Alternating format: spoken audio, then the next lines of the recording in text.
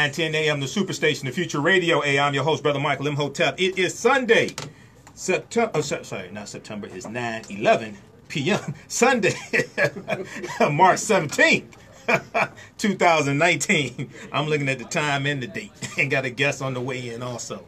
It's Sunday, March 17th, 2019, and we are live. Hope everybody's doing well tonight. We have a lot to talk about tonight, and there's also St. Patrick's Day.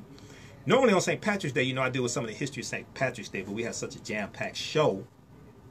Don't have time to deal with that. So go back and watch last year's episode around this time when we dealt with the history of St. Patrick's Day on our Facebook fan page, The African History Network, The African History Network, and I think I put that on our YouTube channel also, Michael Imhotep, I-M-H-O-T-E-P, Michael Imhotep on Facebook.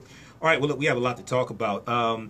You know, this past week, the college admission scandal was exposed, and you had actresses, you had business leaders, and other wealthy parents charged, basically wealthy white people, majority of them, charged in a cheating scandal, paying bribes. You had people falsifying athletic careers in high school for their children to get them into colleges that they were not qualified to get into. Imagine that. So they got busted. It was a huge FBI investigation, the largest FBI investigation like this in history, dealing with college admissions scandal. We're going to talk some about that because, but you know, what's interesting is a lot of people will attack affirmative action, right? But then they won't come out and attack stuff like this. This deals with people paying paying tens of thousands of dollars, in some cases up to $6.5 million.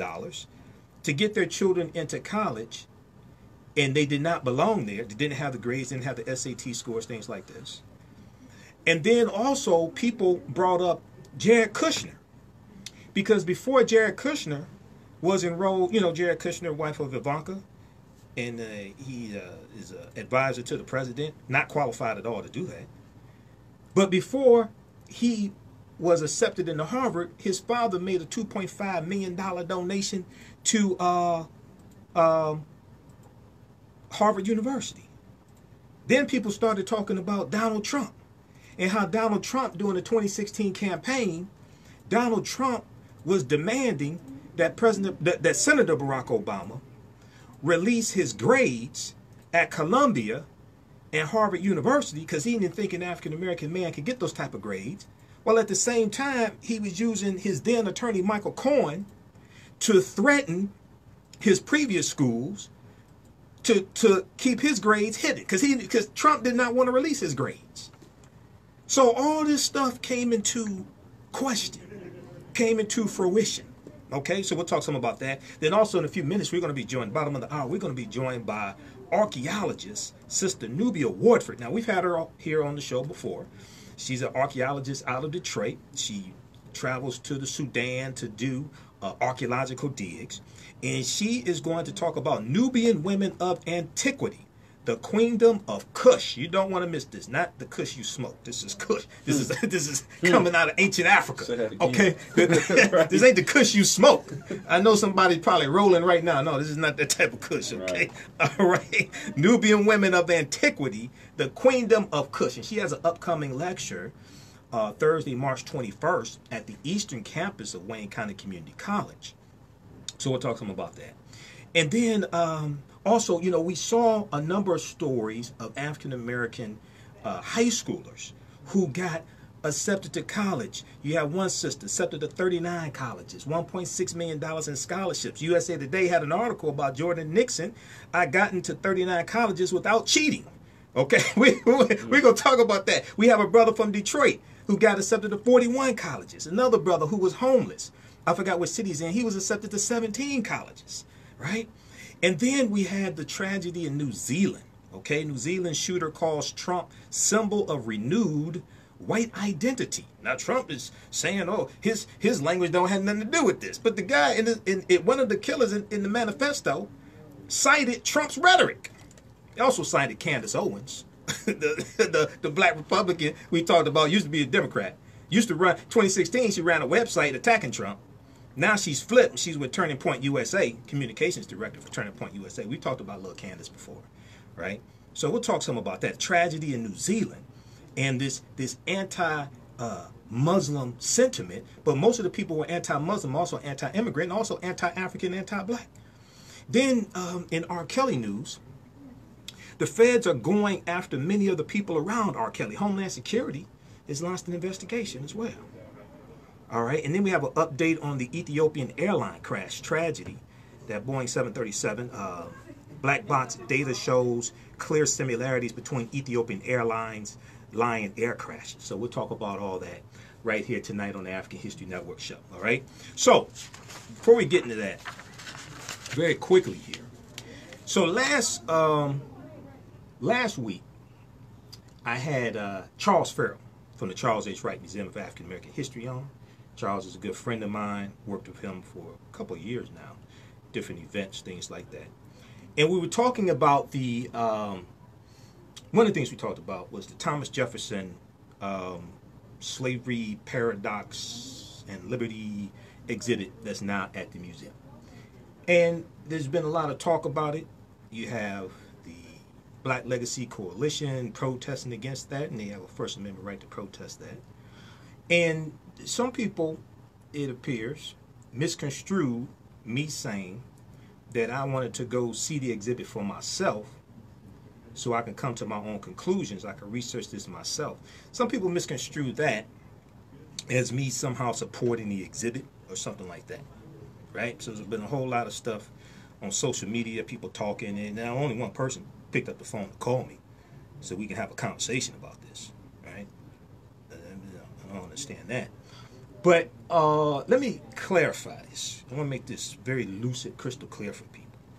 Okay? Never supported the exhibit. Don't support the exhibit. Now, I support people thinking for themselves, researching things for themselves, coming to their own conclusion. But somehow people misinterpret me saying that, thinking somehow I'm against the protest, and it's like crossing the picket line.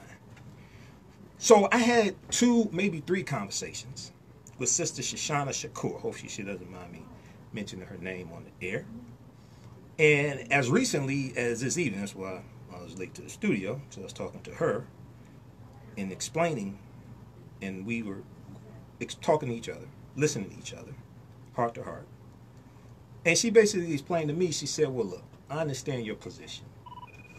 But she basically explained to me, if you have a situation where the community is standing against something, and if you say that you want to go see the exhibit, you know, for yourself, to research it for yourself, to come to your own conclusion. Because I support independent thought. I don't support people dictating to other people how to think. In every lecture that I do across the country, I always tell people, you don't have to believe a word that I say. Go do your own research. You can research this for yourself. You don't have to believe me. So I support independent thought. But Shoshana, who's wiser than me, I'm going to say wiser, right? I'm going to say she's just wiser than me. She's been on this earth longer than me. She said, even though there may be some things you disagree with the group, and she shared an example with me about a disagreement she had with the group. She said, you still stand with the group for the greater good of the group. Okay? So, and things happen. Everybody in the group doesn't disagree. It doesn't always agree, but that don't mean you against the group. So, of course, I support that First Amendment right to protest. There's some legitimate concerns that the organization has. And the people, and if there are people in the group that disagree maybe on tactic and strategy, we always had disagreements on tactics and strategies. We've had that in the Civil Rights Movement. But that doesn't mean that you're against the movement. And maybe you want to get to the same place. Maybe you disagree on how to get there. Okay? So, but she explained to me, she said, you know, Michael, I understand what you're saying. But sometimes when you do that, it makes it look like you're crossing a picket line. So my mother taught decades in Detroit public schools. I lived through many public school strikes, right?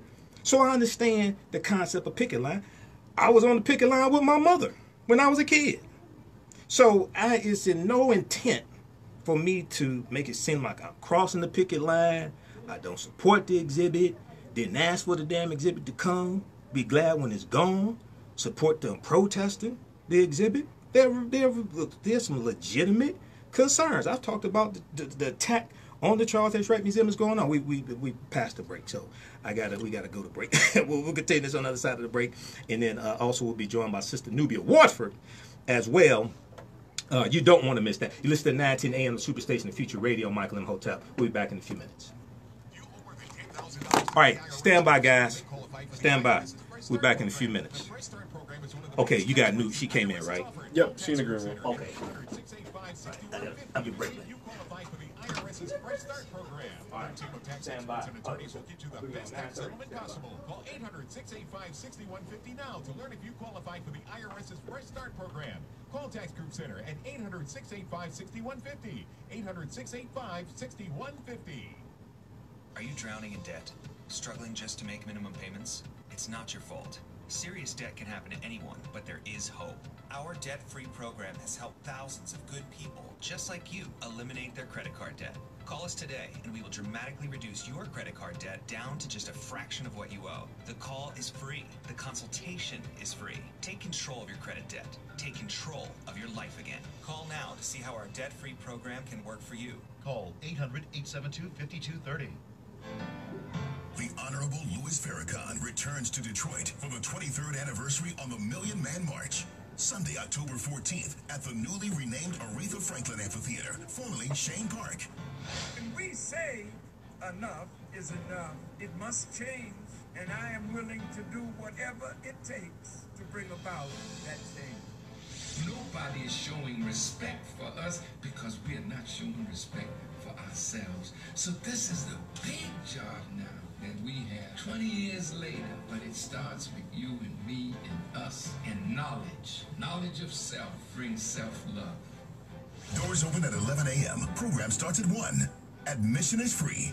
Don't miss Minister Louis Farrakhan, Sunday, October 14th, and the message of atonement, reconciliation, and responsibility. For more information, go to NOI.org. For more information, call 313-566-4801. If you or a loved one underwent hernia surgery between 2010 and 2016 and then suffered serious complications, call right now. You may be entitled to financial compensation. Okay, that's cool. What's up, everybody? Stand by. Hey, can you turn that down a little bit in here, man? Because I'm on Facebook Live. I'm going to talk to the people. Thank you. All right, stand by. We coming up in a few minutes. We're going to be joined by Sista Nubia Wardford. Not only is she a brilliant archaeologist, she's African American, and she's pretty easy on the eyes as well, which is good because we're on camera also. Just let people know. All right. So we're going to talk about Nubian Women of Antiquity. We know March is Women's History Month. We're going to talk about Nubian Women of Antiquity. Okay. The Queendom of Kush. All right. Once again, this ain't the Kush that you smoke. Okay, we're talking about some African history here. So we 30 seconds. Yep. So we have her coming up here in just a minute. All right. 20. All right. So stand by. Let me get this camera up and running. If you need more time, I got you. Let me see. Stand by, everybody. Damn. 30 more seconds. Okay, that's cool.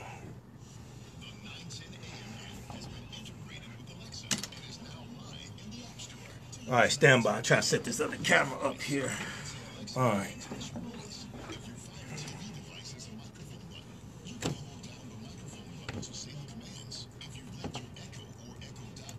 Yeah. 10 seconds. Okay. Let's see if I can turn it around like this. That's cool. I'm ready.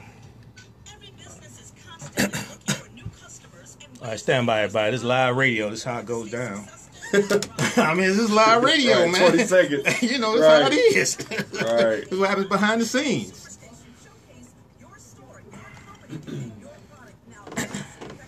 All right, 10 seconds. All right, that's cool. 5, 4, 3, 2, 1. Welcome back to the African History Network show right here on 910 a.m. the Superstation of Future Radio. Hey, I'm your host, Brother Michael Imhotep. It is Sunday, March 17, 2019. Some people are, I guess, still drunk from drinking green beer. But they should really study the history of St. Patrick's Day to understand at least what it is that they're celebrating. You know, I'm not telling you don't celebrate St. Patrick's Day. You know, he was a mass murderer who killed thousands of Druids in the name of the Christian church. Now, after studying the history, if you want to celebrate that, okay. You know, but we should at least understand what it is that we're celebrating. All right? We'll go to the phone lines in just a minute. So, Joe, hold the line. We'll come to you in just a minute, Joe. All right. So right before the break, I was revisiting our conversation last week with Charles Farrell, VP of Programming for the Charles H. Wright Museum of African American History, and clearing up some things that I said. So hopefully before the break, I made it clear I'm not going to see the exhibit. I can't remember if I said that or not. It's been a very busy day. But yeah, so I was talking to Sister Shoshana Shakur, Lumumba. So hopefully she doesn't mind me saying the name. And we were talking to each other heart to heart. And she was explaining to me, sometimes even though you may disagree with tactics or strategy that an organization or group may have, still stand with the group or organization. Okay? So, you know, that's what I do. All right. So hopefully that clears that up. And then you had, very interesting, and I'm not going to dwell on this, but then you had some ladies on another show, I'm not going to say the name of the host, who then said I'm nominated for a Sambo Award. Now, what's interesting is this group has not contacted me to ask me anything, to verify anything. That's called defamation of character. Using federally regulated airways to defame someone's character. That's not cool either. You know. So if somebody has somebody wants to talk to me, pick up the phone and talk to me. And we don't have to resort to things like that. Who needs COINTELPRO? I just find it very interesting. But, you know, the community is organizing, and that's good for the community to organize. That is absolutely good for the community organizing. They have a First Amendment right to protest, and they have some very legitimate concerns. And I've had members of the coalition here on the show. So we'll continue with that. Probably have some members back on in upcoming weeks. Give us an update on what's going on the protests. Protest is good. People organize to push their agendas, even if there are disagreements on strategy. Well, we've always had disagreements on strategies. Dr. King and Malcolm X didn't always agree, but they had mutual respect between each other. And not only that, Malcolm, July 31st, 1963, the month before the March on Washington, if you read the article from the Washington Post dealing with the day Dr. King met Malcolm X, Malcolm sent a letter to Dr. King in July of 1963, the month before the March on Washington, requesting a meeting with Dr. King. And Malcolm was calling for a unification of the civil rights leaders. Not just a unification of the civil rights leaders, but also a unification of their followers. He said we have to have a united front against, racism. He said if John F. Kennedy, the president at the time, could meet with Nikita Khrushchev, who was the prime minister of Russia, he said if they could set aside their major differences and meet, he said then Negro leaders should be able to set aside their minor differences and meet. Now he was calling for a common solution to a common problem posed by a common enemy. Okay? All right, so let's go to Joe. Joe's been holding. Hey Joe, welcome to the African History Network show, man. Thanks for holding. Thanks for calling in. Tell us where you're calling from, Joe. Joe, you there? Yeah, go ahead, man. You're on the air. Thanks for holding. Thanks for calling the African History Network show. Tell us where you're calling from. I'm calling from Metro Detroit. From Metro Detroit. All right, go ahead with your question or comment. My comment is, I've listened to you for quite a while. Thank you. And the reason why I listen to you, I want you to hear me real good. That's cool. Go ahead. I don't do stupid well. You don't do what well? Stupid well. Oh, okay, go ahead. No, I'm listening. And when you present your information, yes, sir. It's solid. Thank you. Thank you for calling 910. Can I have your name, please? And as long as it's solid, All right, John, thank you for calling in. I can listen to it. All right. Yes, sir. When I heard you talk about somebody had some comments about you not verifying some information, Mm-hmm. the Word of God says he didn't answer a matter before knowing the whole matter, Right. the same as a fool. Mm-hmm. You want to do your own research in anything. Yes, sir. See, as people, wise people, we must be wise enough to think outside of the box Yes. and to be individual thinkers. Necessarily don't mean that you disagree with a situation. Right. What it means is you got to authenticate it to the degree that you can speak intelligent about it. Right. And not just go along with something, even though it may on the surface be solid. Right. But as a historian of sorts, you have to do your due diligence. Right. And it ain't nothing wrong with that, and you should never explain that. Because anybody that listens to you know you about yours. Yes. And every night, every Sunday night, Yes, sir. when I got that Bible book open, Yes. I'm listening to what you got to say because you bring in information, history, a lot of stuff that I'm ashamed that I never read. It hasn't been ever taught. Because as people, we have to be honest. We don't do a lot of reading. Right, right. A lot of us, yes, sir. But with a guy like you, all you got to do is be halfway smart, and you understand.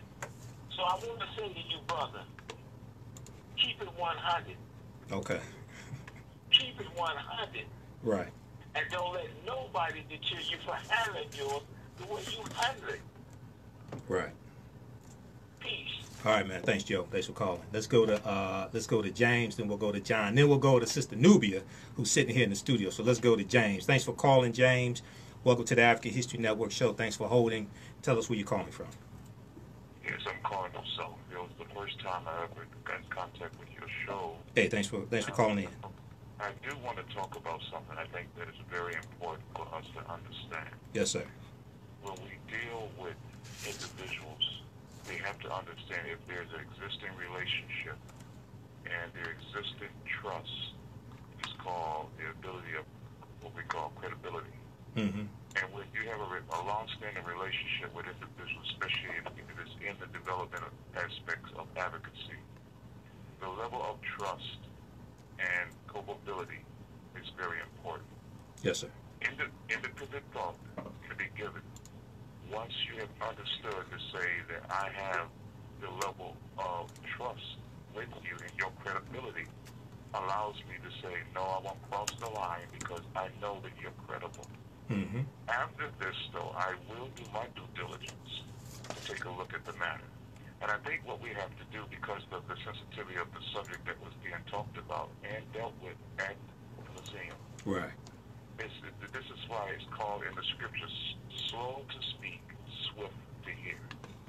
We have to remember that these things are very, very passionate right, for our people. Mm-hmm. And so sometimes, because I get dealt with in a lot of areas of different topics, even when it concerns the aborigines of this land, mm-hmm. you have to approach what we call relationships.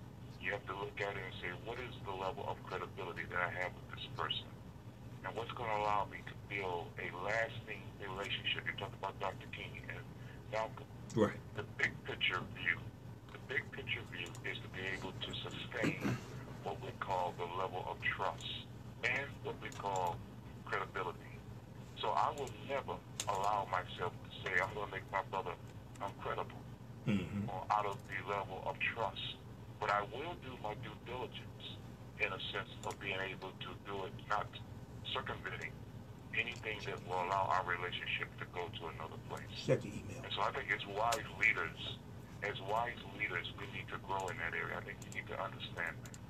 And I think the evil works that manner more craftier and more swift than we do. But right. we better learn it. Our blood is on the line. And I appreciate the show because it's the first time I've called it. Okay. I'll be attending a lot more. And Well, thank you. Thank you. Well, I'm on every Sunday, 9 p.m. to 11 p.m. Eastern Standard Time. And then also, if you visit our website, AfricanHistoryNetwork.com, AfricanHistoryNetwork.com, I have a little more than 900 podcasted episodes going back to 2010. So we podcast these episodes, and also on our YouTube channel, Michael Imhotep, IMHOTEP, and our Facebook fan page, the African History Network, as well. Okay. And one more thing. I Yes, want sir. to speak to our people. We have to grow. Let's forgive and let's move it forward. We all have positive things that we have to do and real edifying things that will allow our community to grow much more swifter, much more smarter and crafty. And I thank you for the time. All right, James. All right. And then let's go to John. Then we're going to Sister Nubia. I want to get these calls because they've been holding. So just stand by, Sister Nubia. Yes, no problem. All right. Hey, John, welcome to the African History Network show. Tell us where you're calling from. Thanks for holding. Okay, thank you for giving that knowledge information about the circumstances. But I think that you should have rebutted this immediately when you heard it. I didn't believe it, but I did have my suspicion. But I wasn't suspicious you, but I was suspicious who put that out there in the media back there. Mm-hmm. And I listen to you all the time, every weekend, and I couldn't believe what I was hearing and so forth. But people have their opinion, and I just wonder how did they have an opinion you are of that, and who you talk to, and that's your business who you talk to, and I wish you would have broke it down whoever you talk to, so you would have been no misunderstanding. Because people are very particular about when they hear certain their name called up, and somebody call your name and all that, and I say, well, no, I don't believe that, and I just don't want to wait till you come on and you explain it to people, well, knowledge and so forth, because knowing you very articulate what you say when you speak and so forth. And I want to, commend you for coming on, but I think it should have been rebutted immediately when it was said out and so forth. So right. People Because carry and the wrong information do carry it and so forth. And so right. I just want to thank you for giving knowledge out about it and so forth. And that you said, because people just want to keep on running the game all around and so forth. And we got some people in this city that own drug and payroll, own all the payroll is right. So they think everybody go to the check is thugging. They think thugging gonna pay everybody that check. So I just want to say they got too many ministers who are like this. Right. I think people are educating and so forth, but I didn't believe people. I wait till I hear you speak and so forth. Absolutely. So yeah. I want to thank you very much, and keep up the good work and keep the knowledge coming and so forth. Oh, thanks, John. I appreciate it. Yeah. Yeah. Thanks for calling, John. Yeah, it'd been nice if they had contacted me to ask me some questions, because I'll be happy to talk to them. But it is what it is. So this interesting. There's some things I could say, but I ain't gonna say it. But so once again, the group has a legitimate right to protest. I support that. I mean, the bottom line. But I think we have to start talking more to each other as opposed to about each other. Right? So once again, I want to thank Sister Shoshana Shakur, because we had, I think, maybe 3 conversations. Long one yesterday. But then the other thing, and I'll go to Sister Nubia in just a second here. The other thing is, somehow, apparently, she informed me Thank you for calling out. that it appeared there was a post on my Facebook page. Now, this is dealing with Facebook and grown folks. I don't even understand this, but anyway, this is what happened. Okay. I mean, she and I kind of laughed at this. But apparently there was a post she said was on my Facebook page supporting the exhibit, telling people don't forget the RSVP. That was made March 5th. I'm like, Shoshana, what the hell are you talking about? I've never done anything like that. And I went back and reviewed all my posts going back there. I mean, this is, I was late to the show dealing with this. I went back and reviewed all my posts on my personal Facebook page, Michael Imhotep, going back to February 21st, 2019. I'm like, Shoshana, there's absolutely no posts here that I've made talking about that. I just found out this past weekend when I interviewed Charles that you have to RSVP. Don't know why you have to RSVP. Don't know how you have to RSVP. I don't know nothing about that. But she didn't talk. She informed me about it. I said, Shoshana, I ain't do that. Maybe somebody tagged me in a post. I never posted. I ain't posting nothing about that. So, hopefully this clears this stuff up. Because, I mean, all the stuff I got to worry about, all the stuff I'm dealing with, you know, so anyway. But once again, thanks to Shoshana. All right, so let's talk to Sista Nubia here. Now, Sista Nubia is an archaeologist. I've had her on the show a number of times, going back years. And she's from Detroit. Now, a lot of people are not used to seeing African-American female archaeologists. Okay? Especially one that's easy on the eyes. Okay? All right. But she has a lecture coming up at Wayne County Community College Eastern Campus, Thursday, March 21st, 2019, 10 a.m. to 12 noon, called Nubian Women of Antiquity, the Queendom of Kush. Now, tell us about this, because just the title deserves explanation. Because when I say Kush, people talking about the type you roll. I'm like, no, we ain't talking about rolling no Kush. I know people may be smoking and listen to the show, but that ain't what we're talking about. So go ahead. What is this about? Nubian Women of Antiquity, the Queendom of Kush. Thank you for having me again on your show, Brother Imhotep. The Queendom of Kush is a 350-year period from 170 BCE to 314 CE, in which the queens reigning queens were ruling Kush. Kush is, we're not sure if the pronunciation of Kush was Kas, Kesh, Kish, but it is written in a text. We're not sure what the people called themselves. The ancient name for the area was Ta-Nehisi. Right. So you know, we're not sure if the people called it Kush themselves. But it is written in the text of the Meroitic text and the text of the Egyptians. We know the Egyptians, via the Greeks and the Romans, changed names and things. So that's what the little, speculation is there. But Kush, we're not talking about the Kush that we roll. We're talking about the Queendom of Kush at this point, where these sisters ruled. Right. Now, explain to people. Now, we'll see the name Ta-Nehisi, but also Ta-Seti. Yes. Okay, so Ta-Seti referred to the southern portion, right? Land of the bow. The land of the bow, the southern portion, which was the southern portion, and then Ta-Nehisi was the larger portion, which we call Kush, which went from that border even a little east, a little west, a little more north.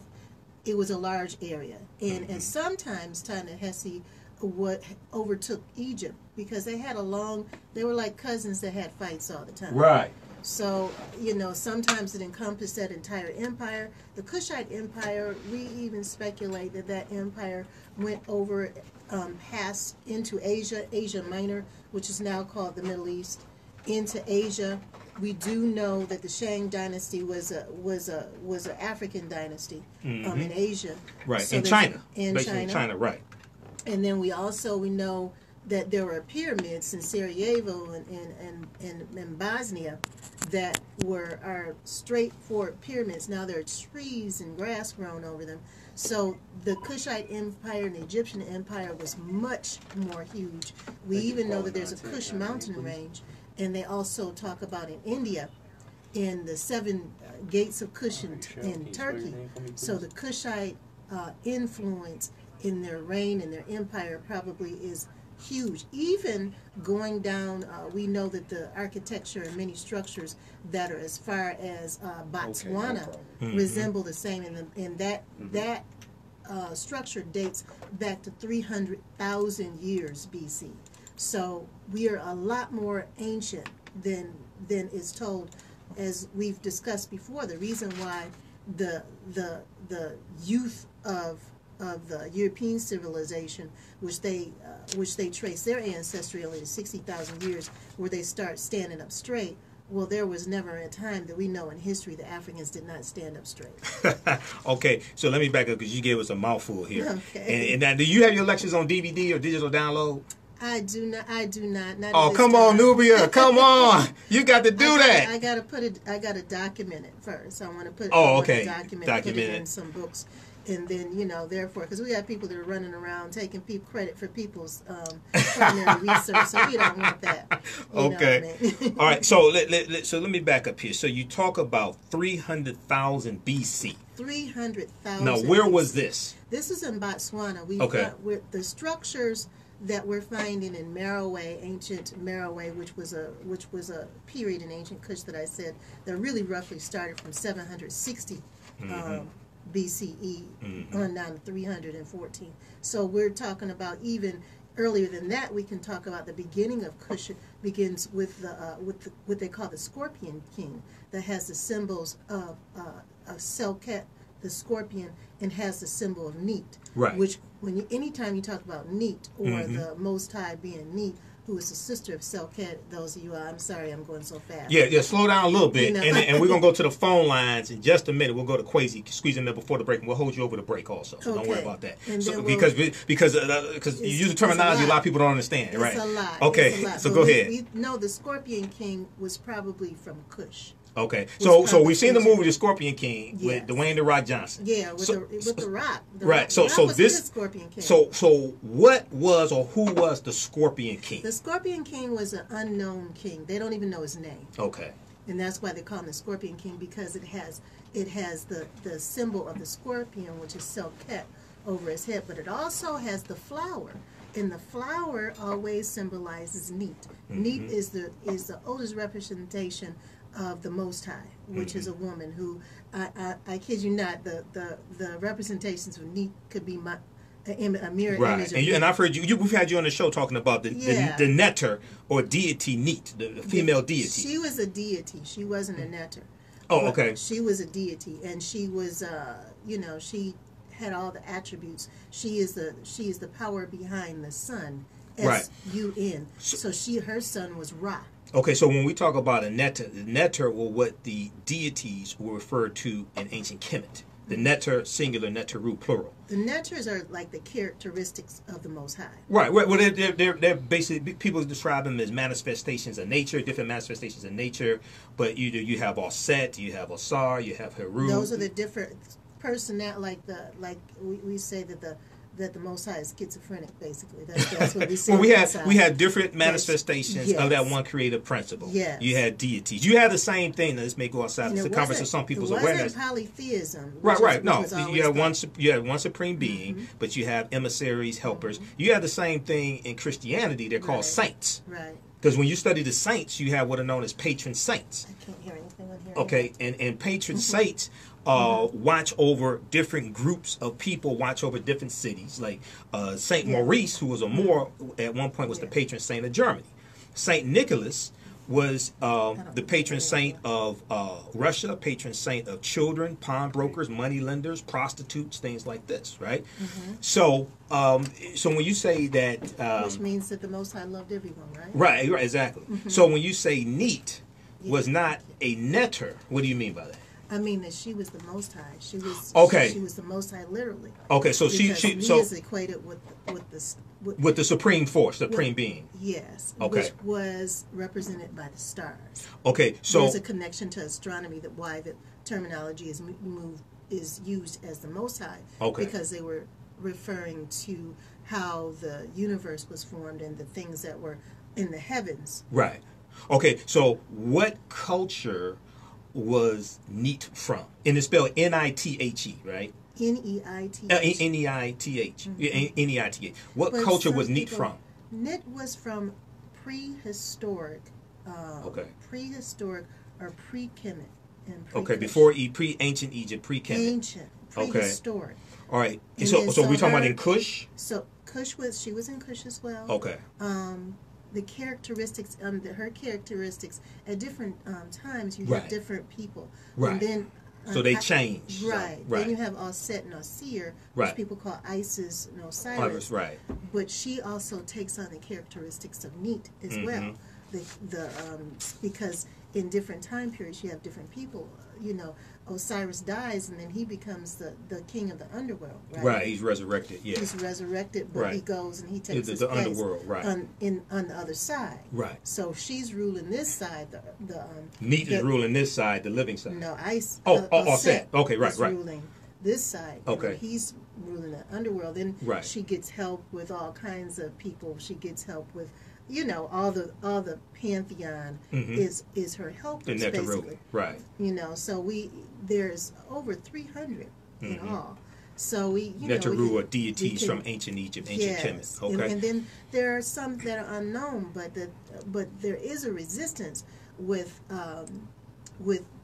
because the academia is non-black. There is a resistance to equate the prehistoric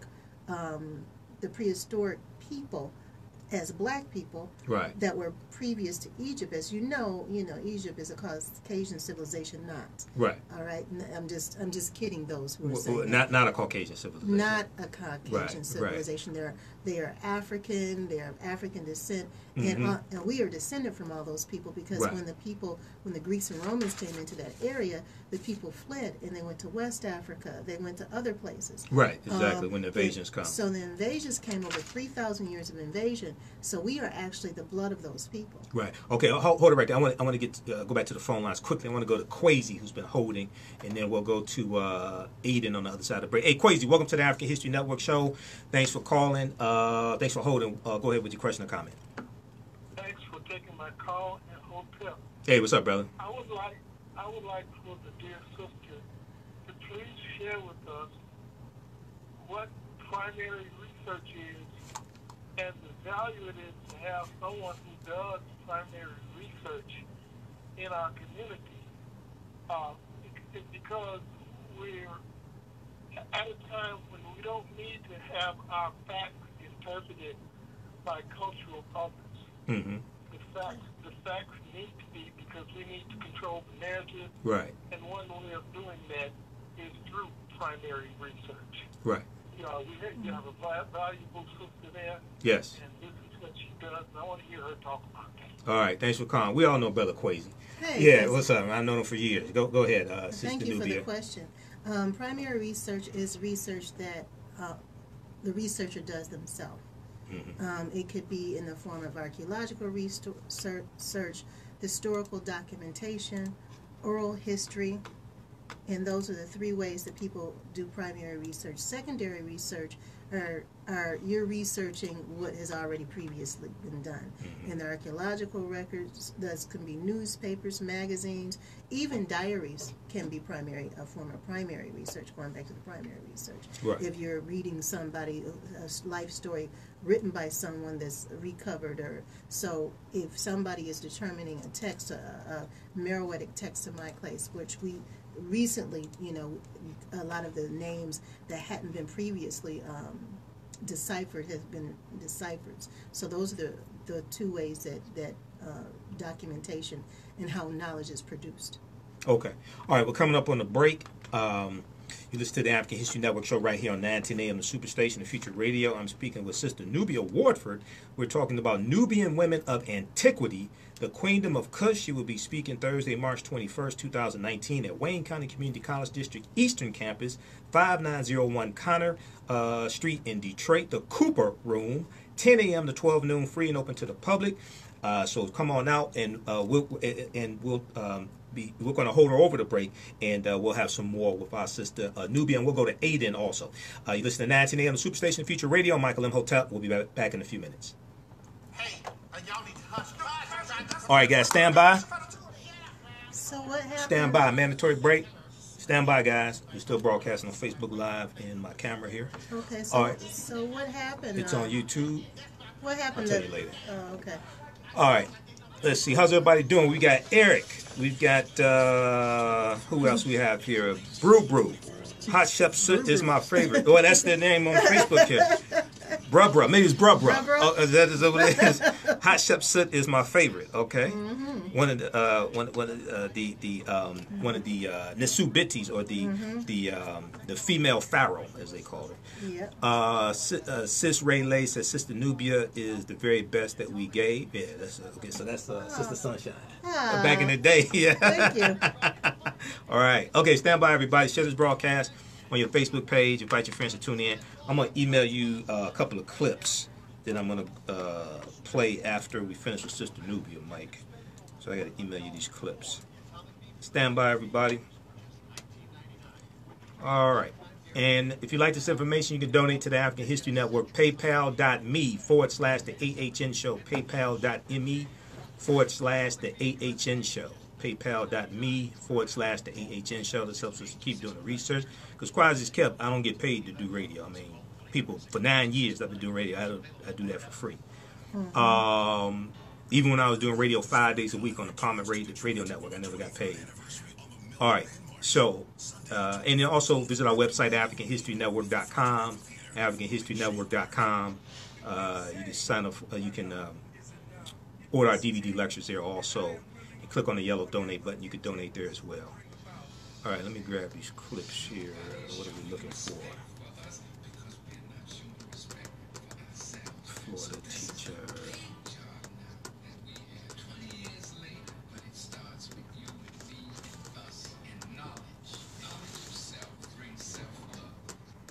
Doors open at 11 a.m. Program starts at 1. Admission is free. Don't miss Minister Louis Farrakhan, Sunday, October 14th, and the message of atonement, reconciliation, and responsibility. October 2019 are advertising. They're starting early. My goodness. Yeah. Stand by, guys. We'll be back in 2 minutes or a minute and a half.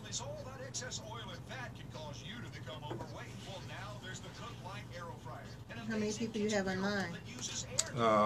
Right now it's 40, but there's be thousands that'll watch during the on the playback. I got the topics up late. Let me see. They're taking. What is the hell? Where are my clips?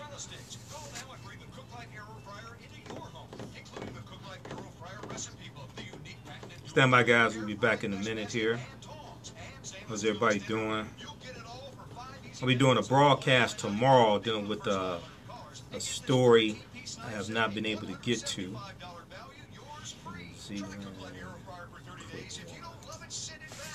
so we got to talk about New Zealand.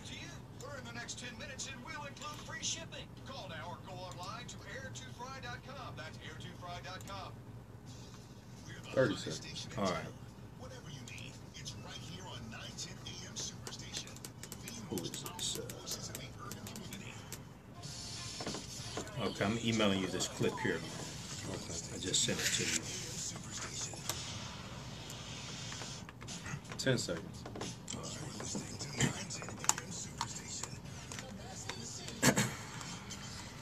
5, 4, 3, 2, 1. Welcome back to the African History Network show right here on 910 AM Superstation, the Future Radio. Calling numbers 313-778-7600. 313-778-7600 is the call-in number if you have a question or comment. We're speaking with Sista Nubia Wardford, who is a African-American female archaeologist. I'm saying that because a lot of people don't know that African-American female archaeologists exist. We've had her here on the show before. She is doing a lecture dealing with some of her research at the Wayne County Community College District Eastern Campus on Thursday, March 21st, 2019, 5901 Connor Street in Detroit, 10 a.m. to 12 noon in the Cooper Room. This is free and open to the public. Come on out. She will be discussing Nubian Women of Antiquity, the Queendom of Kush, K-U-S-H, Nubian Women of Antiquity, the Queendom of Kush, and this is organized by the Nubian Archaeological Project. Before we go back to Sista Nubia, let me go back to the phone lines quickly. Let's go to Aiden. Aiden, hey, welcome to the African History Network show. Aiden, thanks for listening. Thanks for holding. Tell us where you're calling from. I'm calling from Detroit. I'd like to go ahead. Apologize for interrupting the teaching at the moment. That's all right. This is important with her speaking on Kush. Yes, sir. I just want to, I missed the first beginning of the show. It was from, from what the people, what was said. It was just passionate to me because my mother told me that, Dr. Charles, yes, the Charles Wright was from me and my sisters and brothers into this earth. Mm-hmm. You said you and your sisters and brothers did what now? He birthed them. Oh yeah. So by me listening to you every Sunday, and then then we coming off on what Oprah did and so forth. I'm like, wow, So I'm like, what's going on? So I just want to know if either at the end of the show you will explain more, or will you will give us something or me something that I can go off on. Explain more about what? Explain more about what? Yes, I need to know. Oh, I really had not planned on having to revisit it, because now I'm broadcasting on Facebook Live. At the end of the broadcast, you can go back and watch it. Okay. Yeah, because I really hadn't planned on having to revisit it, And that's what I wanted to know. Where can I go? Yeah. Well, we're broadcasting on my Facebook fan page, the African History Network. And we're also broadcasting the African History Network on Facebook. We're also broadcasting on 910 AM Superstation's Facebook page also. But after the broadcast, you can go back and watch it. Somebody else's page. I got to go to somebody else's page. I've never had Facebook. So. I see what you're saying, man. I see what you're saying. Okay. All right, Aiden. Thanks for listening. Okay. Okay. All right. Okay. So let's go back to Sista Nubia. All right. So right before the break, we were talking about ancient Kemet, which is ancient Egypt. We were talking about the Kingdom of Kush, Kush, and explain to people once again, because Kush, from my understanding, is more of a region, or was more of a region than the actual country. Okay. It was a region. It was the region that was from the border of the Nile. I guess that would be the southern border of the Nile, on further down, even towards Uganda. Okay. It would encompass all of what we call southern Sudan now, and a little further up to northern Sudan, all the way to the Egyptian border. It was a huge region. The people, the cultures that surround it, it could even be considered Kushite at different times, because the empire, with the influence of the empire, however strong an army was, they would sometimes encompass these smaller ethnic groups, or smaller. It wasn't a separate civilization. It was now north. Going just to explain the broader notion, all of Northeast Africa was a highly developed civilization. Kush is known as the oldest part of that civilization. Okay. It even predates ancient Egypt. Right. Even the Ramses is known to have said that my ancestors are from the south. But we don't know how far south is south, and that's one of the areas of my research. As I told you, in Botswana, there's the oldest structure to date that they have found in the world, right? Which is 300,000 years old. And so, how far is south? Because we know the source of the Nile. One of the major sources is Lake Nyasa in Zimbabwe Falls, which there are other freshwater tributaries and rivers that go south. So people, civilizations followed rivers and freshwater sources, and there are several freshwater sources that are even south of Lake Nyasa. Okay. And in Zimbabwe, everybody has to have fresh water to live. Right. So we have this structure in Botswana that people are not talking about, that's 300,000 years old. Someone had to build to get to that point in technology. It's going to take you at least 10,000 years to get to the point of that. So we know that people are beyond 310,000 years ago. And the caveat with all this is that there are environmental changes. You can't tell there are probably civilizations that have risen and fell that left no trace, because there are earth changes, oceans come and go, earthquakes, all kinds of different natural calamities that can cover up the record of a civilization or people even exist. And I know this is far beyond a lot of times what people think about, but we African people are much, much more an older race of people than what is known. Right, exactly. Now, when you talk about going back this far back in history and Kush being older than ancient Kemet, how far back in time do we go with Kush, going back to the origins, historically, as best as we can tell? About 10,000 years. Kerma about 10,000 years ago, or 10,000 BC? About 10,000 BC. About 10,000 BC. 10,000 okay. No, 8,000 BC, I'm sorry. Okay. And then, because Kerma we know is 8,000 BC.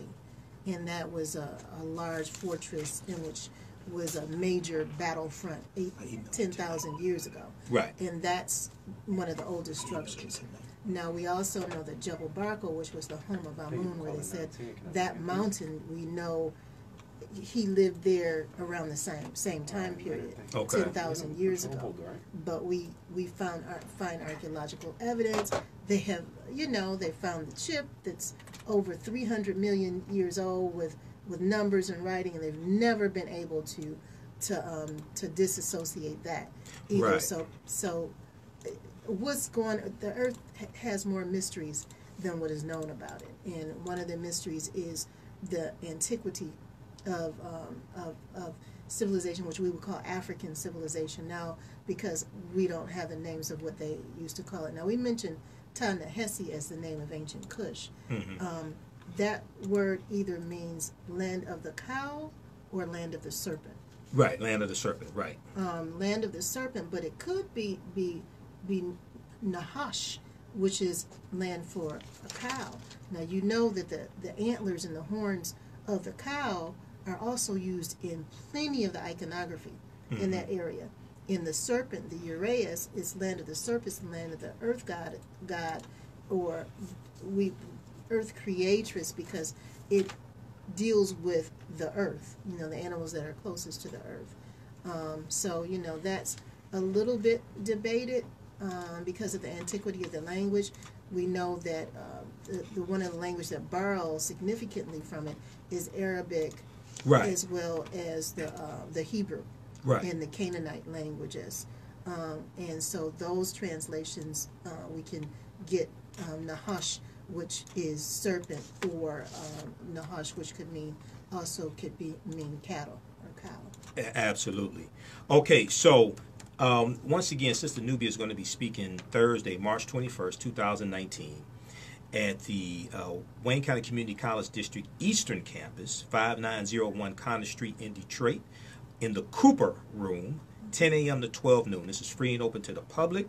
She'll be revealing her research now, and we'll go to Lenard in just a minute. So hold the line, Lenard. So, what type of presentation are you going to do? Is it going to be visual? What are you going to do? It's going to be visual. We're going to do a PowerPoint presentation. Hopefully, that you can join us. Yeah, I'll be there.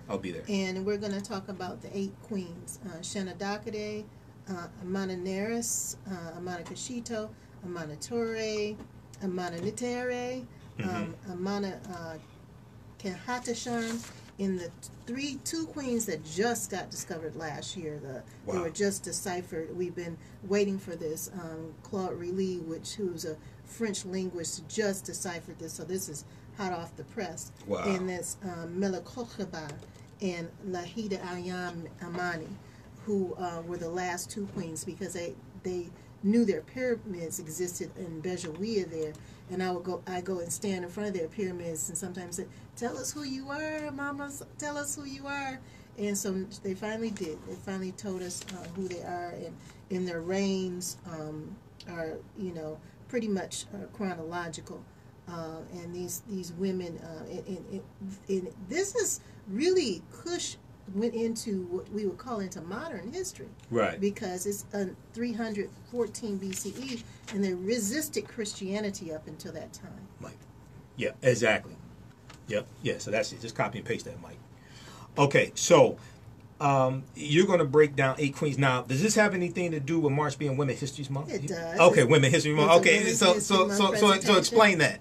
So this is a Women's History Month presentation that I wanted women to know their antiquity and black people to understand, because a lot of black people say, well, Egyptian history has nothing to do with us. We're not from that area. Yes, we are. Our blood runs through the veins. When I go to Sudan, if I don't say anything, people think I'm from Sudan. Right. I had a man argue me down, almost just dismissed me because he thought that I was from the area. He thought I was from Sudan, and he said, well, are you from Sudan? I said, no. Well, your parents are from Sudan. I said, no. Well, where are your parents from? They argue with me, and and I told him I always get a joke out of telling people they're from Mississippi and Tennessee because most people don't know the geography of the United States that well. Right. He said, I've never heard of a place called that. And so, you know what I mean? Now, what was the name of this place again? Mississippi and Tennessee. Oh yeah. Well, you have a Memphis in Tennessee. You have a Memphis in Egypt. You have all these things. You got a Jersey in England. You have a New Jersey. Tennessee is Africa too now. Right. Tennessee is Ta-Nehisi. Okay, so break that. Tennessee really means Ta-Nehisi. Tennessee means Ta-Nehisi. Okay, now. Ta-Nehisi. Okay, so. Ta-Nahosh. They don't know. It comes from an ancient language that the Native Americans don't know where it came from. So that's another thing to say. Okay, so I know Kentucky being Kentucky. Right. Okay. There's Kentucky being what? Kentucky. Now, what's Kentucky? Kentucky is the great mothers from ancient Kush, which goes, like Kentucky, like the Kansas? Kentucky. Okay, wow. Okay, so everybody, y'all need to be there. Okay. You need to be there Thursday, March 21st, 2019. Right. Wayne County Community College District, Eastern Campus, 5901 Connor Street in Detroit.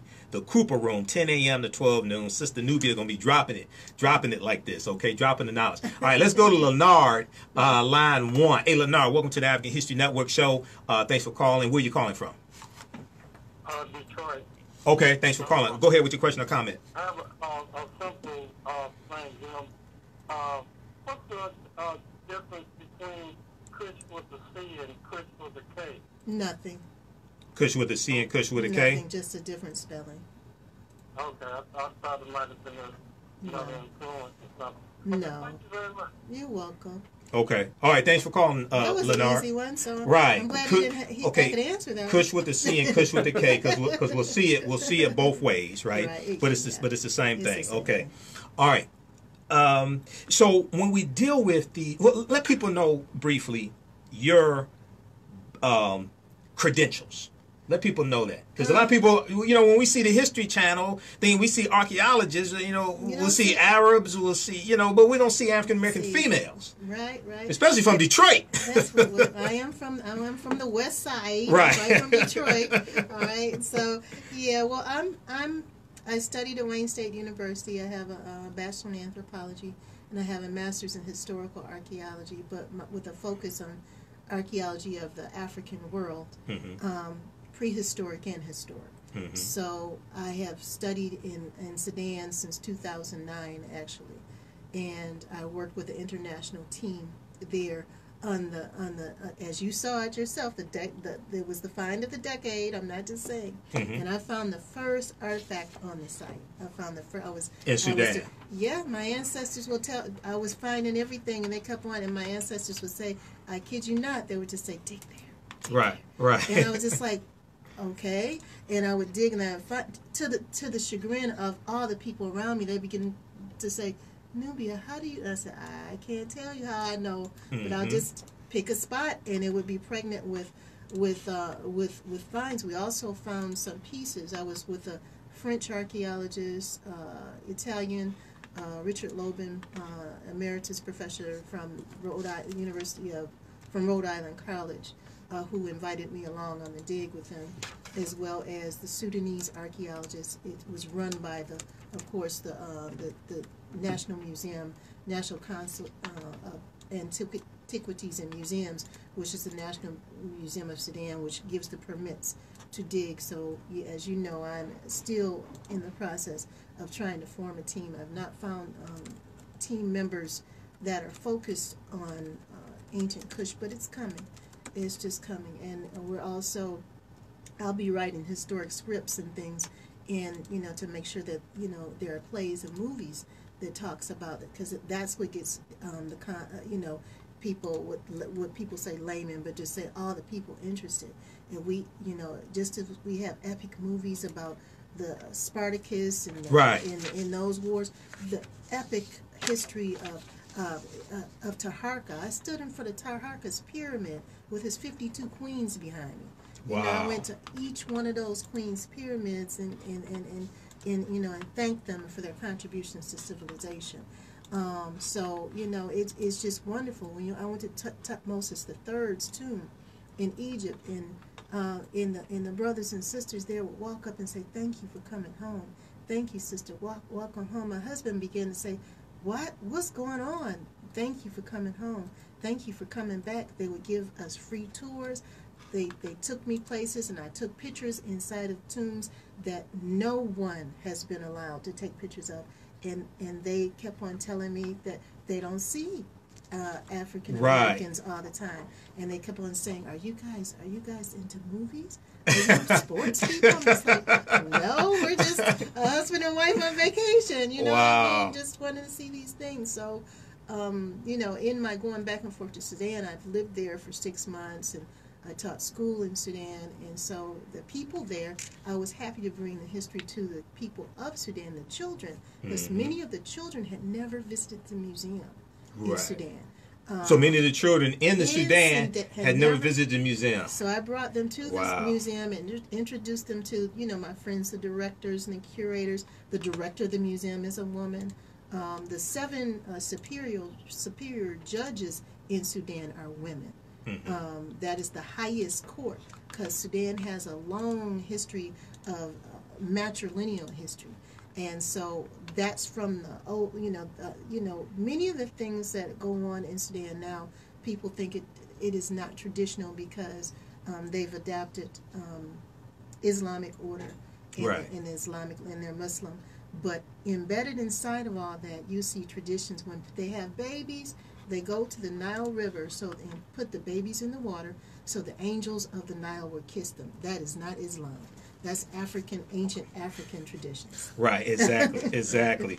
All right, so Sista Nubia Wardford holds a Master's of Arts in Historical Archaeology with a focus on archaeology of the African world, prehistoric and historic. Her involvement in primary research in archaeology, anthropology, and historical research has resulted in conclusions regarding the importance of the ancient Cushitic, Meroitic, ancient Sudan civilization, which predates ancient Egypt. Okay, the contributions of citizens, government, and academic institutions of ancient Kush reveal evidence of high-level human activities, including writing, mathematics, science, and architecture, earlier than 100,000 years ago. She prefers her type of research to be considered Kushology, okay, Kusholgy, as a Kushologist, is that how you pronounce it? Kushologist. She presents a holistic approach to research, which includes culture, history, oral history, and archaeology to reconstruct as best possible activities and events of the past. Now, you can visit our website, ancientnubiancities.com, ancientnubiancities.com, and we'll get this flyer on our website, africanhistorynetwork.com. Go see her presentation Thursday, March 21st, Wayne County Community College District, Eastern Campus, 5901 Connor Street in Detroit, the Cooper Room, 10 a.m. to 12 noon, free and open to the public. All right, sister. It's always good to have you. And we'll bring you back again soon, okay? Thank you so much. No problem. You listen to 910 a.m. Superstation Future Radio. Michael Imhotep. When we come back, we'll deal with some of the crazy things that happened this week around the country. We'll be back in a few minutes. You got time to deal with all the crazy things? Well, yeah, I got, we come back at 22, 23. Yeah, so I got it later. We're going to deal with a few things here. Thank you. All right, no problem. I really appreciate you. Oh, no problem. Yeah, I'll be there Thursday. Yeah, I hope so. Yeah. All right, everybody, stand by. We'll be back. 313-778-7600 is the call-in number if you have a question or comment. 313, Martell said, what is her name? Sista Nubia Wardford. 313-778-7600 is the call-in number if you have a question or comment. They didn't know my name. You said it a million times. Right. Well, people tune in at different times. That's all. Yeah. All right. stand by. So when we come back, we'll talk about. We got to talk about this college admission scandal, Yeah, right? I got that clip. Yeah. I have the R. Kelly one. I'll go to the R. Kelly is an article. Those were topics. Oh, okay. The clips are separate. So the first clip is college admission. All That right. clip from NBC Nightly News. That's not new. They just got caught. The second clip, the second clip that I sent you was the Trump. No, second. Oh yeah, the Trump. Yeah, from AM Joy, Joy and Reed. Yeah, that's the second clip. Yeah, those probably be the only two clips I have time to get to tonight. What you think they're gonna do with Trump? The people are trying to move to get him impeached. I don't think That's a long happen. process. I don't think it's gonna happen. That's a long. 30 process. seconds. Okay. I don't think It's not going to happen until after the Mueller report comes out. Articles of drawing up articles of impeachment, doing it seriously is a long process. People don't understand the process. People have to get out and vote his behind out of office. Yeah, but he cheated this time. What's gonna keep him? Yeah, but see, we didn't understand. We had the black people had the votes to keep him out of office. We didn't understand that. Okay. Welcome back to the African History Network show right here on 910 AM, the Superstation of Future Radio. Hey, I'm your host, Brother Michael Imhotep. It is Sunday, March 17th, 2019. Now, for some people, it's St. Patrick's Day. I don't have time to get into the history of St. Patrick's Day, and we know today is the anniversary of the death of St. Patrick, who was a mass murderer. 461 AD, he passed away on. This is why this is his feast day. History.com has an article dealing with St. Patrick. You can check that out. Also go to our, go to our YouTube channel, the African History Network, and you can go back to this time last year, and you can watch I did a whole show dealing with the history of St. Patrick's Day and things like this. So you can check that out, dispelling myths, etc. Dealing with St. Patrick's Day. Let's see, history.com, they have St. Patrick's Day facts. They have that also. If you look at this day in history, for March 17th, they also deal with St. Patrick dies. On this day, 461 AD, St. Patrick, Christian missionary, bishop and apostle of Ireland, dies at Saul Downpatrick, Ireland. Much of what is known about Patrick's legendary life comes from the Confessio, a book he wrote during his last years.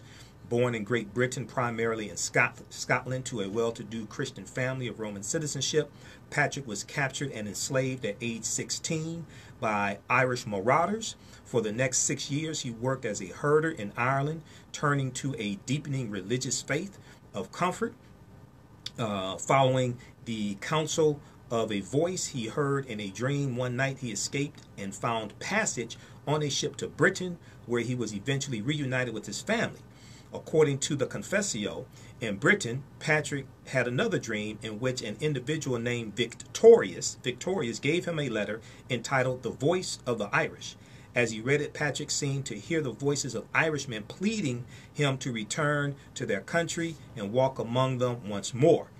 Okay, so read the rest of this here at history.com. St. Patrick dies. St. Patrick dies. That was on March 17th, 461 AD. Read pages 193 and 194 of Nile Valley Contributions to Civilization by Tony Browder, who gives background information on Patrick, ties it into the Druids, who were studying a watered-down version of teachings coming out of ancient Kemet, ancient Egypt. This is a very deep, deep story, and I dealt with this in depth last year. Don't have time to get into it now. And I think it's also on our YouTube channel, Michael Imhotep, I-M-H-O-T-E-P, where I go dig deep and deal with all this history and deal with some myths about St. Patrick's Day. St. Patrick's color was not green. It was actually blue. But we don't understand this history. Okay, so go check that out. All right. So we just finished talking to Sista Nubia about Nubian Women of Antiquity, the Queendom of Kush. Okay, so this past week, we saw the exposure of the college admission scandal, okay?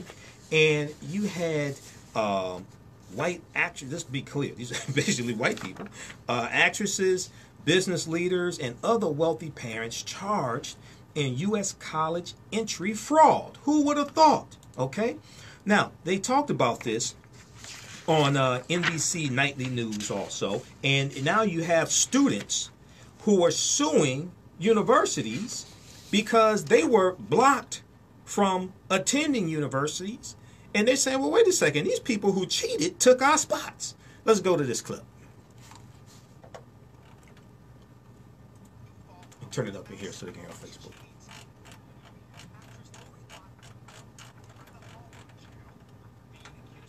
Come on, girl. Turn my mic off. Collection. Her youngest child, YouTube star Olivia Jade, was all...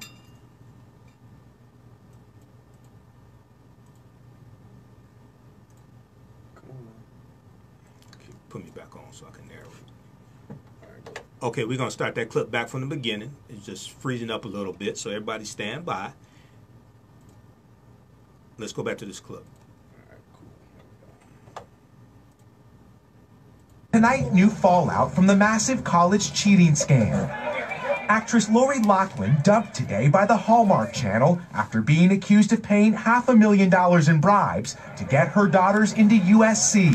Highlight palette with Sephora collection. Her youngest child, YouTube star Olivia Jade, was also dropped today by cosmetic company Sephora. As the scandal unfolded, the freshman happened to be in the Bahamas on this yacht owned by billionaire Rick Caruso, the USC Board of Trustees chairman. She doesn't even really need college, and to find out that she's paying to get into a selective school that she doesn't even want to go to, it's kind of irritating. With outrage growing, a lawsuit filed today comes from a student at Stanford University. Kalia Wood says her degree from the prestigious college won't be worth as much as it was before the cheating scandal. Suing the 8 universities involved and William Singer, the alleged mastermind behind the scheme, Wood says she never knew the admission system was an unfair, rigged process in which parents could buy their way into the university through bribery and dishonest schemes. It could become a class action suit involving more than 1 million students. I'm Jane Buckingham.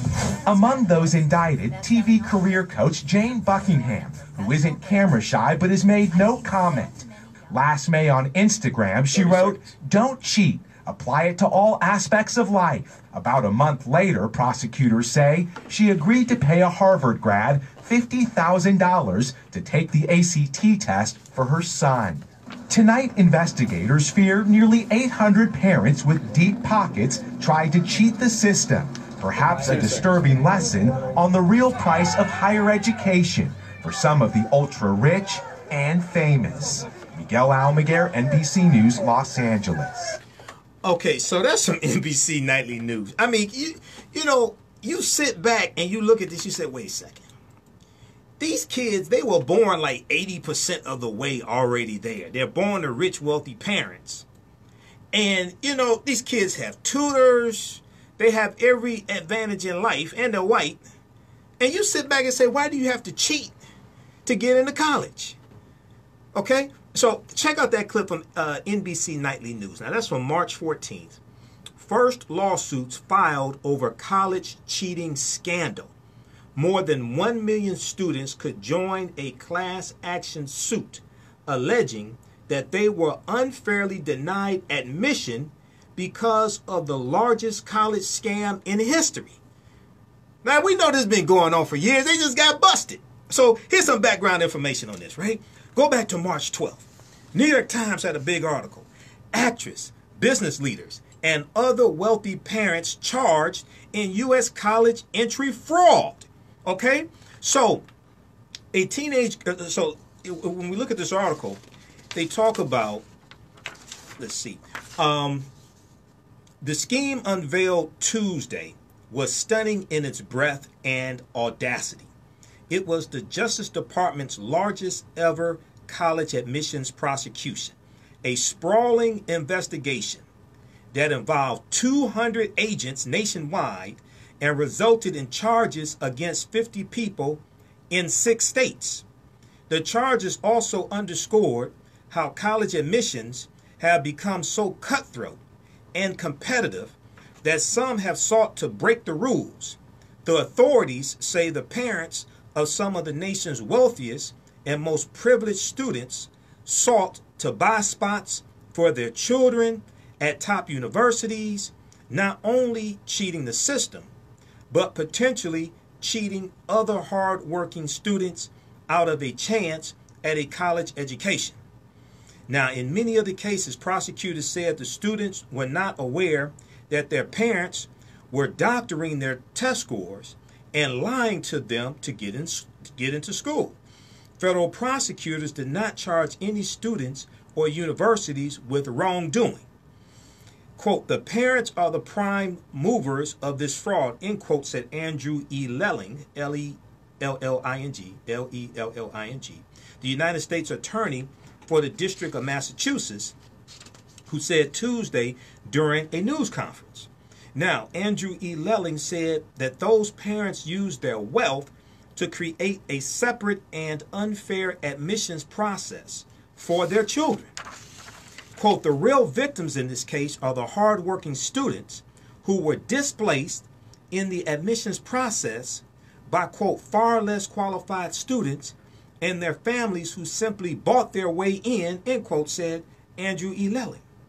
Now, at the center of the sweeping financial crime and fraud case was William Singer, S-I-N-G-R, William Singer, the founder of a college preparatory business called the Edge College and Career Network, also known as The Key, K-E-Y. The authorities said William Singer used The Key and its nonprofit arm, Key World Foundation, which is based in Newport Beach, California, to help students cheat on their standardized tests and to pay bribes to the coaches who could get them into college with fake athletic credentials. Now, Andrew Singer, Mr. Singer, used The Key as a front, allowing parents to funnel money into an account without having to pay any federal taxes. Parents paid Mr. Singer about $25 million from 2011 until February 2019 to bribe coaches and university administrators to designate their children as recruited athletes, which effectively it ensured their admission according to the indictment. Now, you had some parents who were taking pictures, photoshopping their child's face onto the picture, having them play sports the children didn't even play. Mr. Singer appeared in federal court in Boston on Tuesday afternoon and pleaded guilty to counts of racketeering conspiracy, money laundering conspiracy, conspiracy to defraud the United States, and obstruction of justice. Sitting very still and wearing a dark suit, he described how he arranged for students' SAT and ACT results to be falsified by sending them to take the exams in Houston or Los Angeles, where he had bribed test administrators. Do you understand that black people did something like this? All of them will be in prison, including the children. That all the kids would be kicked out of school. Parents would be going to prison. This would be just total outrage. Now, people were outraged this past week. Don't get me wrong. People were outraged, and people of all different races were outraged. But people were saying, wait a second, hold on. You know, you have people who talk about merit and all this stuff when it comes to affirmative action. But then you got this going on, and these are basically white people doing this. White celebrities. Now, how dumb do your kids have to be? And I ain't trying to disparage anybody's children, but think about this. You got to falsify ACT scores and SAT scores, stuff like this.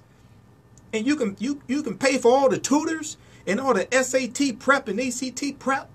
And your kids are going to all type of college prep schools. And you got to falsify test scores to get your kids into college. Maybe your kids should go to trade school. You ever think about that? Maybe this ain't knocking trade school. I'm not saying trade school is a last resort or something like that. But maybe your kids shouldn't go to college then. How about that? Okay. So he described the students as believing they were taking the test legitimately, but said that his test proctor would correct their answers afterward. Mr. Singer said he would tell the proctor the score he wanted the student to get, and he would achieve the score exactly. In his testimony, he referred to his bribery and money laundering schemes as, quote unquote, a side door method of admission. Okay, now it sounds like illegal to me. They dress it up, call it as a side door method of admission. It sounds like illegal to me. Quote, if I can make the comparison, there's a front door of getting in where a student just does it on their own. And then there's a back door where people go to institutional advancement and make large donations, but they're not athletic coaches from the, but let's see, what did he say? Okay, but they're not his skipping side, if you're not sure what it is. Okay, but he's trying to dress it up, basically what it is, right? You got a front door, back door, now you got a side door. We don't have all those options. Oh my God. We don't have all those options. Okay, now check out the article from AtlantaBlackStar.com. This is from January 29, 2014. It's called 11 Misconceptions About Affirmative Action. 11 Misconceptions About Affirmative Action. And it deals with how people over the years misconstrue, lie about what affirmative action is. And they talk about, for instance, let me give you an example. Affirmative action, so one of the myths is that affirmative action means hiring individuals who are less qualified than other candidates because of race or gender. Okay? Now, this would be unlawful under Title VII of the Civil Rights Act. A hiring decision cannot be based in whole or in part on a candidate's race or gender. Now, in addition, under Executive Order 11246, so that is the executive order that we actually call affirmative action. That's from September 1965. That was an executive order from President Lyndon Johnson. Okay, we call it affirmative action. It's actually Executive Order 11246. So under Executive Order 11246, a college or company must take steps to ensure its hiring practices are fair, equitable, and free from discrimination. It must also take steps to get the word out about available positions and target outreach efforts to ensure the applicant pool is as diverse and qualified as possible. Now, in the end, the most qualified person is hired. All right, so read this because they go through 11 different myths about affirmative action. Now, what's interesting is that there's something called a legacy. There's something called a legacy or legacy student when it comes to college admissions. And when you fill out your college application, right, for different, it's a scoring system, okay? For different sections of it, for different things that apply to you, you get a certain number of points. So SAT, ACT scores are taken into consideration. Extracurricular activities are taken into consideration, okay? But also, if your parent, your mother or father, in many cases grandparent, if they are a graduate of the school, you get a certain number of points just right off the bat, okay? Because they're graduates. It's called a legacy, all right? So now that don't have nothing to do with your intellectual capabilities. The fact that your mama graduated from the school, your daddy graduated from the school. But see, people don't attack legacy, but they attack affirmative action. Okay? Now, and so they talk about legacy also in this article dealing with 11 myths, 11 misconceptions about affirmative action also from AtlantaBlackStar.com. White students are admitted to college solely on merit. Okay? And we'll go back to that. It's jumping around here. We'll go back. I want to hone in on this. Okay, so here's one of the misconceptions about affirmative action, which ties into this college scandal. Okay, black people are the major white students are admitted to college solely on merit. Misconception. White students are admitted to college solely on merit. As many as 15% of freshmen at America's top schools are white students who failed, F-A-I-L-E-D, failed to meet their university's minimum standards for admission, according to Peter Schmidt, deputy editor of the Chronicle of Higher Education. Okay, what he's talking about, he's describing the students here in this case. Now, some of the students, let's be honest, some of the students did not know their parents were cheating, but some of them did. Some of the students did not know their parents were cheating, okay? But some of them did, okay? So, Peter Schmidt, Deputy Director of the Chronicle of Higher Education, okay, said that as many as 15% of freshmen at America's top schools are white students who failed to meet their university's minimum standards for admission. These kids are, quote, people with a long-standing relationship with the university, end quote, or in other words, the children of faculty, wealthy alumni, and politicians. You could probably throw in there actresses as well. Now, according to Peter Schmidt, Deputy Director of the Chronicle of Higher Education, these unqualified but privileged kids are nearly twice as common on top campuses as Black and Latino students who had benefited from affirmative action. Wait a second. You mean to tell me you got as many as twice as many quote-unquote unqualified white students on college campuses as you do as African Americans who benefited from affirmative action? But the focus is not on these unqualified white students. I wonder why. Now more of the focus is on them now because of this investigation that exposed all of this. Okay, and then New York Times has an article from, so the first article is from New York Times from, let's see, what was this? March, let me give you the date, so I want you to read this article in its entirety.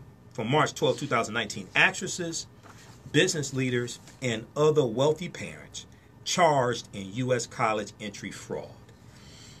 Then the Times has another article, March 12, 2019. Here's how the FBI says parents cheated to get their kids into elite colleges. Now, African Americans have legitimate historical criticisms of the FBI. Okay? Legitimate historical counterintelligence program, J. Edgar Hoover, legitimate historical grievances and criticisms of the FBI. I like investigations like this that the FBI is doing. They need to do more of these. I'm just here to tell you, I like investigations like this. Here's how the FBI says parents cheated their kids into elite colleges. So the scheme was as brazen as it was elaborate. Dozens of wealthy parents, according to court documents filed Tuesday, paid millions of dollars in bribes to secure the admission of their children into elite universities. Test scores were inflated, essays were falsified, and photographs were doctored, all in an illicit effort to gain entry to schools such as Yale, the University of South Carolina, and Georgetown. Some of these kids should just go to trade school and call it a rep. But when you look at how much money some of these parents were spending, tens of thousands of dollars, hundreds of thousands of dollars in some cases, in one case up to $6 million, something like that. You realize how much stock you could buy in Amazon or Apple with $3, $4, $5, $6 million? You could buy all that stock, put it in your child's name, and they'll be set for life. You could take that money and set them up in business. Now, what if you spent $6 million for your child to cheat their way into school and they flunk out of school? I mean, think about it. You spend all this money and your child flunks out of school in the first year. Oh, my God. All right, so William Singer, the founder of the Edge College and Career Network, in a phone call with a parent he was helping to cheat, according to the charging document, said, quote, "We help the wealthiest families in the U.S. get their kids into school," end quote. Quote, there's a front door, which means you could get in on your own. The back door is through institutional advancement, which is 10 times as much money. And I've created this side door in, end quote. All right, so read this article also. This is New York Times also. Here's how the FBI says parents cheated to get their kids into elite schools, okay? Parents claim their children had learning disabilities. Oh, my God. You know, you could have sent your child to HBCU. Because there are white people at HBCU. You could have sent your child... You could have sent your child to Howard, Fisk, FAMU, Spelman. So his name was William Singer, I think before. Yeah, William Singer, not Andrew Singer. Okay, William Singer. Before I said Andrew Singer. Okay, sorry, Andrew Singer. Don't know who you are, but sorry. William Singer. So William Singer would instruct parents to seek special circumstances for their children to take the SAT or ACT, the required standardized tests for acceptance to four-year universities. Parents would use medical documentation to claim their children had a learning disability. The students would then be given a chance to take the test in a room with only a proctor, and sometimes over the course of 2 days. All right, now, I understand children have learning disabilities, autism, things like this. I'm not talking about them. But think about this. How dumb is your child who doesn't have a learning disability that you got to lie and claim they have a learning disability for them to get more time to take a test? Now, let's keep it. Let's. I was speaking at Gethsemane Missionary Baptist Church Wednesday night for their Bible study meeting. They had me. I spoke for them 3 times in February for African American History Month, and they invited me to come back and speak for the Bible study on Wednesday night, 6:45 p.m. Pastor Duckworth and their group, Sister May Bates, her daughter Michelle. So I dealt with great African women in history and mothers of civilization, but I talked a little bit about this scandal, okay? Because it just broke, I think, the day before. Now, how dumb does your child have to be for you to lie and say they have a learning disability so they can get more time? Now, keep in mind, the ACT and ACT standardized tests were created by white people for their own children to pass. This is why people make the accusation they're culturally biased. It's based upon white culture. So these tests were made by white people, not for African American children to pass, but for white children to pass. So how dumb do the children have to be for you to fake a learning disability for the children to pass a test that was designed for them to pass in the first place? That doesn't even make sense. Let's continue, right? Okay, so he would instruct parents to seek special circumstances for their children to take the SAT or ACT, the required standardized test for the acceptance to four-year universities. Parents would use medical documentation to claim their children had a learning disability. The students would then be given a chance to take the test in a room with only a proctor and sometimes over 2 days. So the proctor, for those that don't know, that's the person who administers the test. They say, hey, keep your eyes on your own paper. Time's up. Start. That's the proctor. Okay? And sometimes the students would then be given a chance to take the test in a room with only a proctor as opposed to in a room with other students. And sometimes over the course of 2 days. Then they would sign up to take the exams at either a public high school in Houston, Texas, or a private college prep school in West Hollywood, 2 locations that Mr. William Singer said he controlled. Now, William Singer would tell clients to come up with a reason they would be in Houston or in Hollywood, such as for a bar mitzvah or wedding. Now, who's going to a bar mitzvah? Okay. This is what it said. I ain't make this up. Stand-ins were paid to cheat on standardized tests. I was gonna go to some of these other topics, but this is good right here. I got to stay on this one. Stand-in. See, now don't take this the wrong way, but only white people can cheat like this. I'm sorry. Get mad at me if you want to. I ain't never heard of black. I was about to say something else. I ain't never heard of black people rigging something like this to cheat and getting away with it this long. If you heard of something like this, let me know. Now, this ain't an attack on any of our white listeners. You probably know some people this. I'm just keeping it real. Only white people could do something like this and get away with it this long. Okay? I'm sorry. All right, now, stand-ins were paid to cheat on standardized tests. Parents paid $15,000 and $75,000 to William Singer's company so their children could be helped in one of 3 ways. Someone else would take the SAT or ACT exams for the student. A person would serve as the proctor and guide the students to the right. What the hell? They would guide the students to the right answer. Warmer, Burning hot. Come on. You cheating to get into college. Did anybody ever think maybe your child is too dumb to go to college? Maybe they're too dumb to graduate from college? If you got to cheat this much to get into college, you ever stop to think, well, maybe I'm going to flunk out? I would like to know the graduation rate of the people who actually cheated to get into college. That's what I want to know. What's their graduation rate? How many years did you have to take to graduate? Now, it took me 5.5 years to graduate from Wayne State University.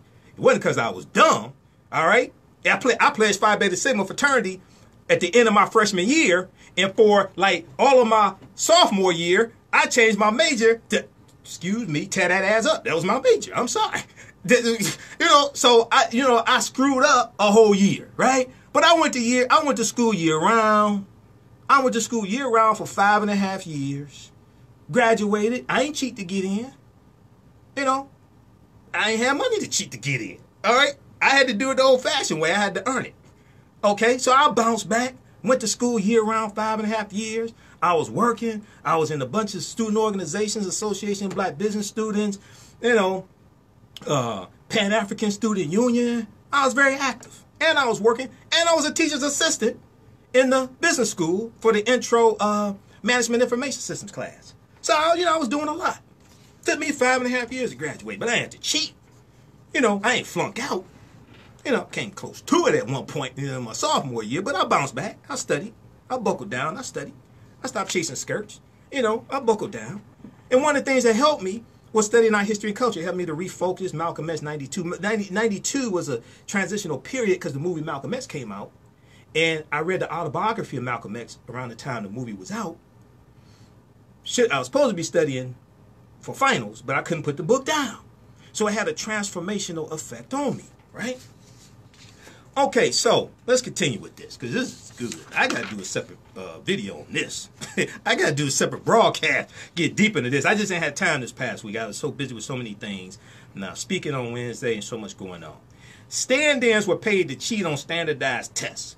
So parents paid $15,000 and $75,000 to Mr. Singer's company so their children could be helped in one of 3 ways. Someone else would take the SAT or ACT exams for the student. A person would serve as the proctor and guide the students to the right answers, or someone would review and correct the students' answers after the tests were taken. In one case, according to the documents, Felicity Huffman, an actress, told Mr. Singer her daughter's high school had its own exam proctor in mind. Now, in many cases, the students were not aware of the cheating, okay? Elizabeth Kimmel, the owner of a media company, used William Singer's services twice, first for her daughter in 2012 and then for her son in 2017, according to the documents, okay? Her daughter attended Georgetown as a purported tennis recruit, and her son was accepted to the University of South Carolina as a track and field pole vaulter, P-O-L-E. But he was caught off guard during the orientation, okay? So read the rest of this. I mean, if they spent half as much time studying as they did scheming and cheating, they could probably get into college on their own merit. I mean, if you got to cheat this much to get your child in college, maybe they don't belong in college. Maybe they should go to a community college first, then go to a 4-year university. Read this article. This will go deep into it. You got to read this. New York Times, here's how the FBI says parents cheated their kids into elite colleges. Now, I should say how white parents cheated, but that's the majority who it was. There were a few Asian parents, but most of them white. But we ain't going to make it racial. We ain't going to go there. Okay. Here's how the FBI says parents cheated to get their kids into elite colleges. That's March 12, 2019. Then you got the article. I'll give you the title because we're out of time. Washington Post, March 13th. Universities race to quell outrage over bribery and cheating scandal in admissions. Okay, read that also. Okay, then you got this article here, USA Today. College admissions scandal, how, here's the name of the article. I got into 39 colleges without cheating. What applying to school looks like in 2019. And they talk about Jordan Nixon. Jordan Nixon, African-American teenager, African-American girl. Jordan Nixon has received 39 college acceptance letters so far, all without celebrity parents or $500,000 bribes. This is the USA Today saying this. It just took years of planning. Okay, it just took years of planning, a private college advisor, 50-plus applications, and the unwavering support of family. Her mother, Angela Nixon, said, "I don't have the money like celebrity parents." Okay? There were no bribes going into this. Read this article. This African-American girl. And we had other cases this past week. We'll talk about this some next week. Some other African-American students, 17 scholarships, 41 scholarships. Brother out of Detroit. They need to do a class. They need to do a class for these parents of the wealthy elite on how to get into college without cheating. All right. So, thanks for listening to the African History Network show, 9-10 a.m. the Superstation, the Future Radio. Visit our website, AfricanHistoryNetwork.com. Donate to the African History Network. PayPal.me, PayPal.me/the AHN show. Or at our website, click on the yellow donate button. You can order my DVD lectures there also. Stay tuned for Pastor Mo, 9-10 a.m. the Superstation, the Future Radio. Michael Imhotep. Right now, it's correct wrong behavior. It's not over till we win Wakanda forever. We'll talk to you next week. Peace. 40 million. That's all right. For a free phone still. All right, guys, we got to get out of here. Pastor Mo is up next. Thanks for tuning in. We'll post some links to the articles here as well after the fact. Gotta go. Talk to y'all later. Peace.